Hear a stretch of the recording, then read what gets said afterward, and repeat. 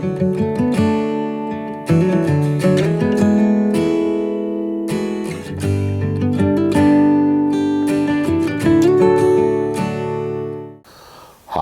Michael Dresdner here to talk about GluBoost's GluDry Spray Accelerator.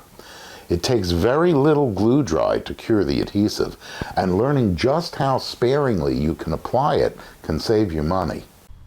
Once you've applied the GluBoost fill and finish, hold the can 10 to 12 inches from the work and spray a light, quick pass. That's all you need.